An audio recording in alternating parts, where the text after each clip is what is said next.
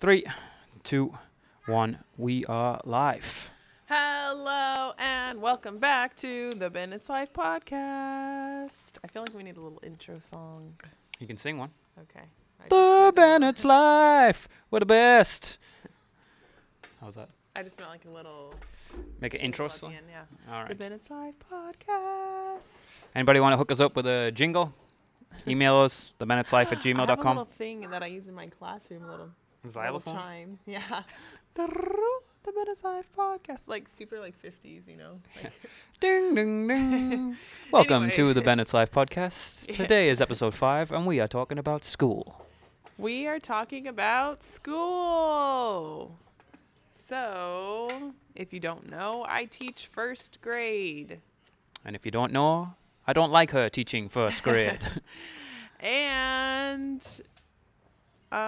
we have a child who we do not leave with anybody else. This is going to come into context later when we start talking about homeschooling. So, I think we both kind of have similar.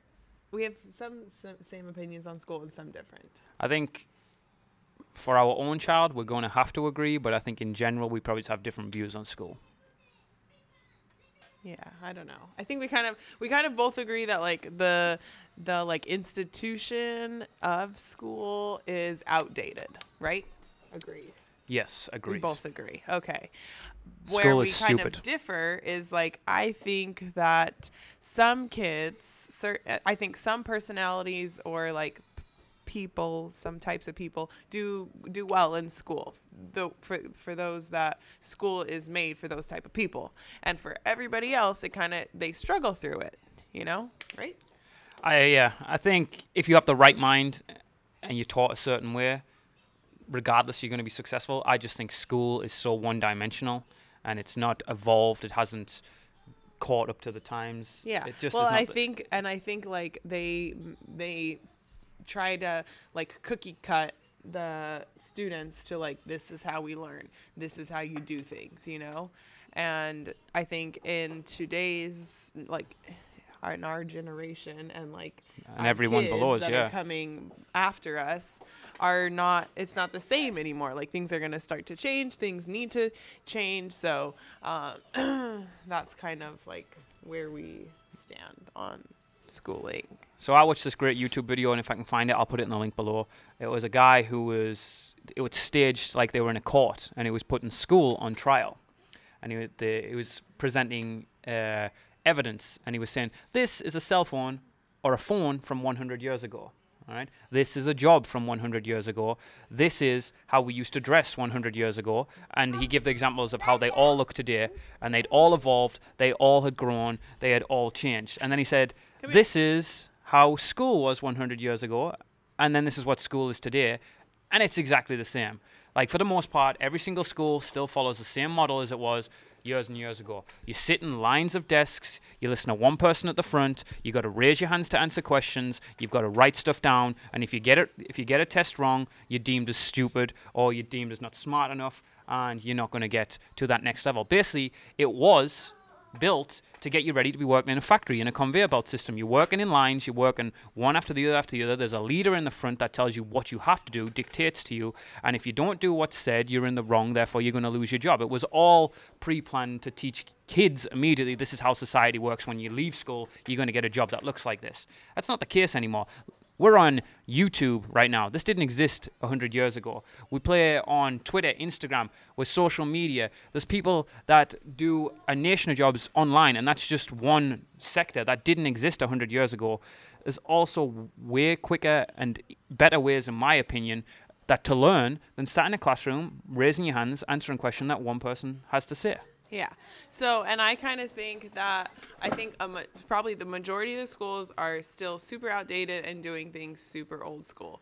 But then I think there are some schools that are realizing that like times are changing and that the generations that are coming up are going to be doing things different ways than they did in the past. So their learning needs to reflect that, which leads me into the positives that I think come out of school for kids, but these positives comes from like it has to be in the right situation where like teachers are doing the right things. They're letting their students be flexible and learn in like certain ways, but like so this it could be into like a ton of different things, because in order for like teachers to let kids do this, they have to have like the discipline and the ability to follow rules. And a lot of teachers, at least this is maybe just how I'm thinking right now because I'm dealing with first graders who are struggling to just sit still.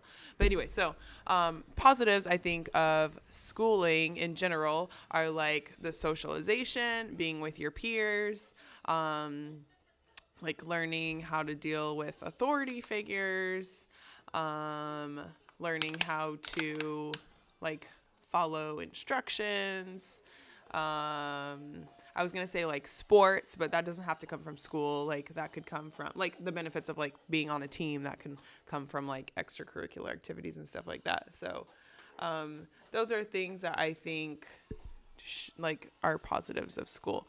Negatives, I think, is like what Chris said, like kids that are not like the standard kid, like usually end up not like being labeled dumb, but like, oh, you're not like keeping up. You're not like, you're below average, you know? So like I wasn't a stupid kid by any means, but because I went to a school that was like highly academic and I was not highly academic, I was like, got this like, and even I'm not like a mental person, like I don't really like struggle with like self-esteem or like whatever, but like I was like, oh, I'm not good at school, I'm dumb, because I had the lowest grades in my class and because it wasn't as easy for me as it was for everybody else. Whereas if I would have been in a different situation, like at my normal school, I probably would have been at the top of my class and I would have been like, oh, I would have had more confidence in school is basically what I'm saying, you know? So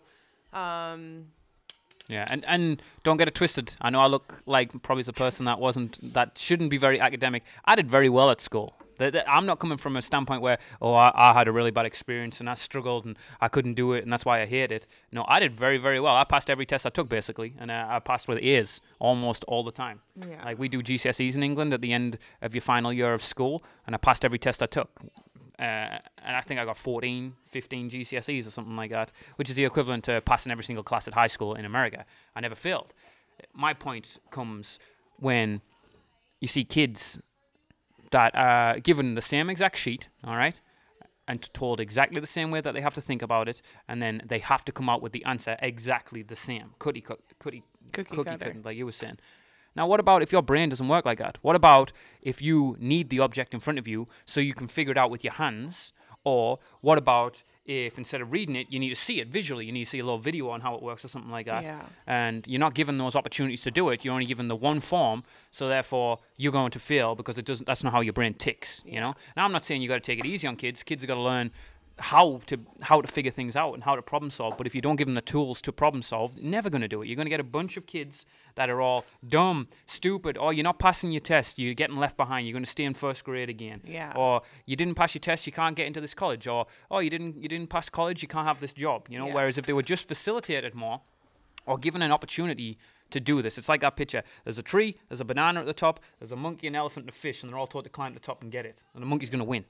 Yeah, which is why now in schools they're saying that like you have to, like, one of our things that we get like what do you call it, like evaluated on at the end of the year is if you're giving differentiating instruction. So basically like not just making all the kids learn it one way, like you have to be able to meet the needs of all your different students. So, but that's an evaluation. That's not like a standard. They're not saying this, you have to do this, but they're saying you're going to get better marks on your evaluation if you are doing this. So, but let me ask you a question.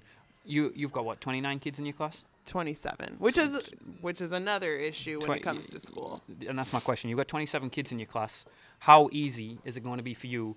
Say you've got a topic, it doesn't matter what it is, to teach it in 4 different ways. Yeah, you can't. You're not going to do it, right? Because you only, I have set out 45 minutes for me to teach this lesson. There's no way if 5, I was going to say 10, but if even 5 of my kids are struggling to learn what I'm trying to teach them, there's no way I can teach the whole class and then go to these 5 kids who are struggling and make sure that they are learning it in whichever way that they need to. And stay on track for the day. I can't. So that brings me next to another negative school which is, depending on the school that you go to, obviously, is class size, which is why I don't think I would be sending Bodhi to school, which brings us to like part 2 of this conversation, which is our child, how we feel about our child going to school. And there's just, I don't like the class sizes. Like here, and that's not everywhere in America. That's not in every school. But 28 kids in a class, which I had 31 to start with. 28 kids is too many for one teacher, and with no aide. So like my friend is an aide in Mississippi, and her class has like 18 kids, and she's a full-time aide in the classroom. So there's basically 2 adults 9 to 1 for the kids. Whereas I'm in a class with 28 kids, and it's only me, and I'm a brand new teacher. So there's no way these kids are getting the instruction that they should be getting. I would be very curious from their teacher, I'd be very curious if you're listening to this on iTunes or watch on YouTube, or we post on Facebook, and you're a teacher. Give us some feedback right now. Leave a comment. Tweet us or something. Say my class size is 5,000 kids. There's me. I'm very interested. It's ridiculous. And if you're from different parts in America, we're in Arizona. Let us know. Because if there's a lot of teachers, I'd imagine every teacher has this issue. Unless you're at a private school. Well, the thing is, another a guy that I play volleyball with, his son started first grade this week, and he's in Tucson, and there's 10 kids in his class. No, that was perfect. 10 to 1, right? Yes. And That's so manageable. Like you can deal with behavior issues when it's that small. You can deal with learning disabilities or learning issues. Like I could totally manage 10 kids. But you don't have enough for a soccer team. But it's so the classroom size is not. So he would never go. I would never put him in the situation where he is one of 28 kids trying to learn in a classroom. I don't know. I don't know if these parents are just busy doing their lives with work and stuff like that, or it's just the situation they're in. But I think it's the situation. Like if they can't get their kid to another thing, or that's the convenient because that's the school that's closest to them, and they have to get to work and take their kid to school and the bus and everything. But I wouldn't do it. So that's why we have a solution. Agreed. We don't have a solution for you. Sometimes I go back and forth. Because I do think he could benefit from being in a school, but I think it needs to be, like I said, the right school. Like I would send them in a classroom that was 10 kids, 1 teacher, and the teacher was like doing all these creative things for their kids, like I'm not going to send them to a classroom where the teacher's like, okay, sit here, be quiet, fill this sheet of paper out, No. Which is like what I have to do in my classroom sometimes because I can't do all these interactive activities with them at this point because I have so many, and half of them have behavior issues. So. And we don't even know if he's going to be smart or anything yet. This might not. School might never be a problem for him. He might be smart. Like he might just be able to blast through smart. We know for a 2-year-old. But I mean, we don't know what he's going to look like. Yet. We don't know. What but he's anyways, look like. Yeah. So if we find the right school for him, I think Chris might be swayed on him doing some sort of school. But at this point, he's way more comfortable just saying we're going to homeschool him. Well, what are them schools called? The Montessori schools, or what's some that of them are like Montessori. But sometimes people say Montessori is they're too out there, they don't have enough structure because basically the kids get to pick what they want to learn about. Well, you get these genius 15-year-old kids that invent apps that 45-year-old men can't do. These type of schools would encourage that sort of creativity. So we may not have a grand scheme solution because it's very cheap to say what's wrong with everything without a solution, but we do know how we're going to fix it for our own family. He is going to now tell you his opinion on school. What do you think about school, dude? It's like, I'm not going to school. I'm not going. He loves it. He loves being in the classroom. No. No. I'm not going to school. Can you sing them a song? No. Sing them a song? No. Okay. So what are we going to do with our kid? We're going to homeschool our kid. That's what's going to happen. That scared me. Well, we think we're going to homeschool him. We're going to see. We're going to do research into different types of schools. We're going to look into the different This is what she was saying when she goes backwards and forwards. And because as I have more friends that have kids that are school age, getting to be school age, some of them are doing homeschooling, but with a homeschool teacher. So it's like a teacher that now maybe has kids and she's doing this homeschooling at her house. So he would go to, a homeschooling thing. I have other reasons to want to homeschool him as well, because regardless he wants to of go education. take him surfing during the day and be like, all right, now we're doing science on the beach. And oh, math, what's 2 surfboards minus one surfboard equals one surfboard. Like, That's math, right? That's not gonna be how it goes. So. I think homeschooling, and we know him better than anybody. We're going to know what his outlets are. Right now he loves hockey. Who knows if that continues? Say he gets to be 10-year-old and he's still obsessed with ice hockey the way he is right now. And I know I can get him on the ice during the day to go practice, and he's going to become better at this. Then that's an outlet that I know he loves and is creative. Yes, it's not the syllabus during the school, but if there's better opportunities for him to be doing these creative things and to be getting better at whatever it is, maybe it's guitar, maybe it doesn't matter what it is. Like, he's interested in something, and there's an opportunity during the day where he would normally be at school that I can now get him to go do this, and I will. And then we'll build his schooling around his creative side. Like, I'm not going to just neglect the schooling side of things, but I just believe there's X amount of hours a day you spend at school, like 8 hours at school or 7 hours at school, and a lot of it you're not really learning anyway. You just sat there waiting to go home, unless it's a topic that you're interested in. Like, if you hate science, guarantee you're not paying attention in science right now. But my thing is, like, what if he wants to be a doctor or he wants to be a lawyer? I hope he doesn't, but if he wants to be a doctor or like a scientist, no offense to doctors or lawyers, he needs to go to, like, that's a major part of being that is schooling. He can't just be like, oh, I'm interested in bones, and so, like, I go play with bones all the time. Like, doctors have to go through school. They have to be good at school. Yeah, well, I don't mean we're going to homeschool in university, though. He would, well, yeah, but even before that, like, high school is super important, you know. So, like, he would have to be getting, you know, like, education via. I think there's a syllabus that all the high schools have got to hit, all the first school, primary schools, elementary schools have got to hit. And if he hits them, he's doing just exactly the same as what the other kids in. I'm prepared to homeschool him up until the point where he turns around to me and say, "Mom, Dad, I'd like to go to school," and then he'll go to school. Like, I won't ever say no to him if he wants to do it. If he goes to me, "Dad, I really want to go to school. All my friends go there." Like, say he's doing sport or whatever, and he's like, "All my friends go to school, St. Cuthbert's primary school," or whatever the case may be.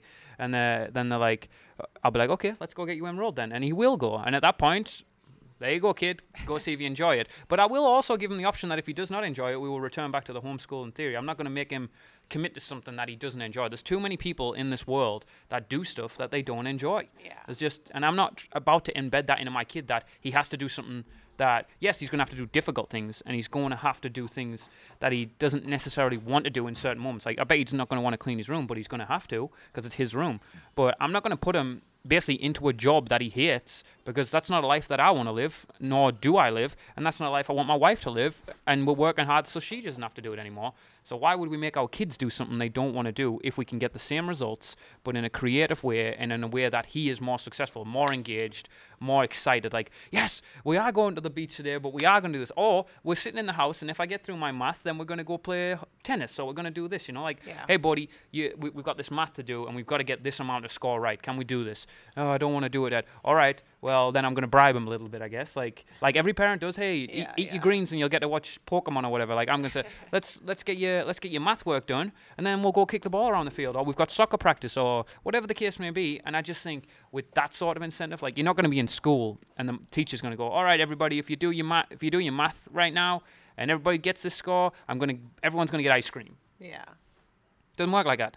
Yeah. You're going to be like, all right, and now you're moving on to English or Spanish. And then you're like, no, another subject that I hate. Yeah, that's another thing. I would love for him to learn other languages. Hablo de anglais. Parlez-vous en français? So, share your opinions on homeschooling versus regular school. Yeah, if you do homeschool, that would be interesting, because I'm saying all this, I don't actually know anybody that homeschools. Yeah, so I would like to hear what other people think, positive and negative to homeschooling or regular school. And if you have any comments on what our thoughts are on school and such, leave them on whatever platform you're watching this on, via YouTube or Twitter or even our Instagram. We'll probably be like putting Instagram posts when a new podcast goes up, and so you can just go back and comment on the Instagram post. Yeah. And we are available on iTunes right now. If you search for The Bennetts Life, you'll find us on iTunes. You can listen on that. And that'll just be the audio side, but I'll listen to podcasts when I go out running, so maybe you want to do something like that, or driving in the car, something. And as always, our podcasts are sponsored by lovejamesmarie.com, which is our website. We have a blog there that you can check out. We have our shop, which carries these lovely glasses if you were enjoying these. And your t-shirt. Yes, it also carries this Mom Life t-shirt. Unfortunately, it does not carry this t-shirt, but it's pretty cool, right? Happy life, happy wife. I think this was a subliminal message when my wife bought me this. No, Chris always says this. And so she's I was like, Chris, stop being an asshole. Shirt that said this. Anyways, so check out the website, and that's all for now. Click that subscribe button if you're watching this on YouTube. We're at youtube.com/the Bennetts Life. We will see you in the next one. Bye. Ciao.